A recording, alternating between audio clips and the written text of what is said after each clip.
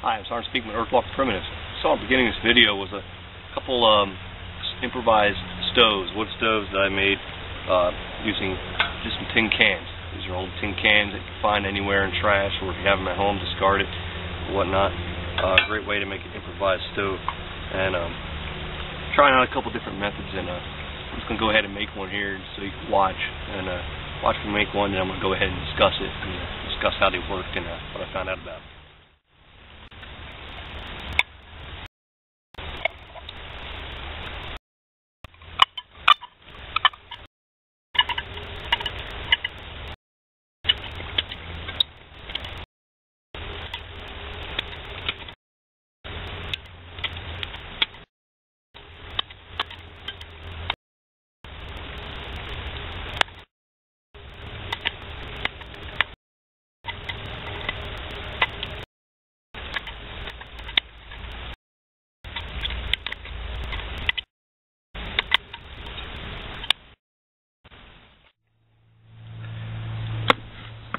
Alright, so as you watched, I made this one here. I really didn't put too much time. I just want to show how quick and easy it is to make. This one isn't nothing special, but it'll do the trick. I want to go ahead and discuss how I made these other ones. I made this one here that I just made, and I made this one here just using the auger point of my SOG multi-tool. Now you can use a nail, sharp rock, any kind of implement you could find either in the trash or out in the wild. Sharp stone bone points, anything. Even if you have to, as a last resort, you can use the tip of your knife blade to do this work. It is tin. They are excuse me. It is tin cans, so it's not that hard. But obviously, if you have another availability other than using your knife, you want to use that. But this one here I used with the auger. I made this one. I took my time and did this one to cut a little bit long slits on the top. Now this is for ventilation just of the smoke, and also allow flame to exit out of the can and touch your canteen cup or whatever you're using to cook on top. Same with these holes, is allow the heat and smoke to come up. On the bottom, I have holes in the bottom. This is to allow air to come into the bottom of the fire or whatever fuel you're burning to give it oxygen so it can feed. Then obviously a large hole, square hole, so you can feed it and light it. Now, what I do is different than what I see a lot of other people do. Is I leave this little flap. As you'll see, I cut the square out, but I left the bottom ring on there. Then I just bent that flap down.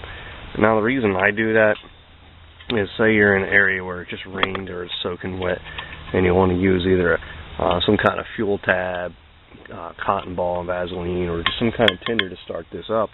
The ground's completely soaked. You don't necessarily want to just leave that sitting on the ground. That little flap just gives you something.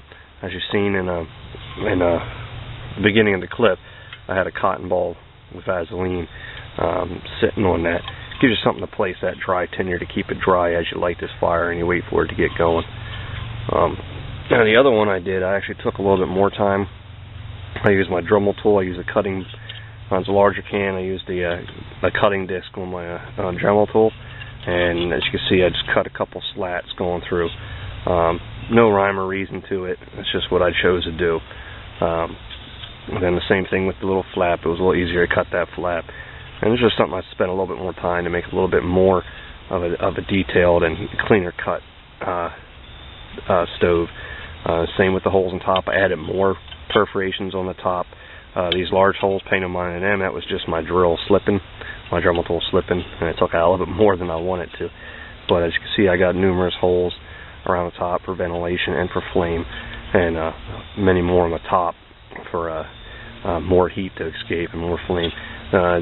One thing I did differently on this one is I cut another hole in the top. What that allowed me to do was be able to not just fuel it from the bottom, but also give me a little hole, not much, because I didn't want too much of the heat and the flame to escape, but a little something to where I can add more fuel from the top. And in the video you saw me doing that. So it gave me a way to add fuel from the bottom, but if I can't get any in there, I can start adding some fuel into the top of the stove as well. So that's like I said, that's one I just made using the auger point of my multi-tool, the all point, sorry, and then one using the Dremel tool.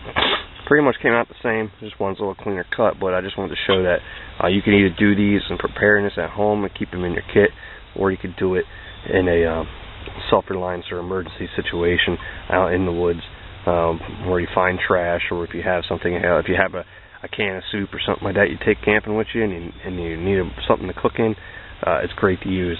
What I like about these stoves and using these stoves is the fact that I preach, only build a fire for what you need. So if you only need a small fire to cook a pot of water, something like this would be great and handy if you do not have a store-bought stove or a gas stove, a Trangia, or the many hundreds and hundreds of other variants. If you don't want to spend the money for one of the many hundreds and hundreds of variants out there in the civilian market, you can just make something. The great thing about this also is if, say you do find, you want to carry with you, or say you do find 2 cans. As you can see, these cans, one is bigger than the other. And if you're in an emergency situation or survival situation where you do need to start a fire to boil water and cook and purify water, one thing you could do is you could take your larger can like this, create your stove, keep your smaller can intact, and use that to sit on top to boil your water. And then what's great is this can simply just pop down, and you can store your kit together. And it's kind of a nice little compact kit. So if you had 2 soup cans or whatever, you could fit one inside the other. This would be your boiling can and your drinking cup, and then this would be your stove, and you can simply just pop that lid back down if you decide to leave that lid on there, and that would act as your little storage unit and your stove. I'm sorry, speaking with Earthwalker Primitive. Hope you enjoyed the video. Hope you go out and try to practice it, and if you come up with different variations or different ideas of using a can to make a stove, either post video responses or send me an email with a picture or whatnot. Show me what you did. I'd like to see your ideas and how you tried it out and how you made this stove out of a tin can. So, hope you enjoyed the video. Thanks for watching.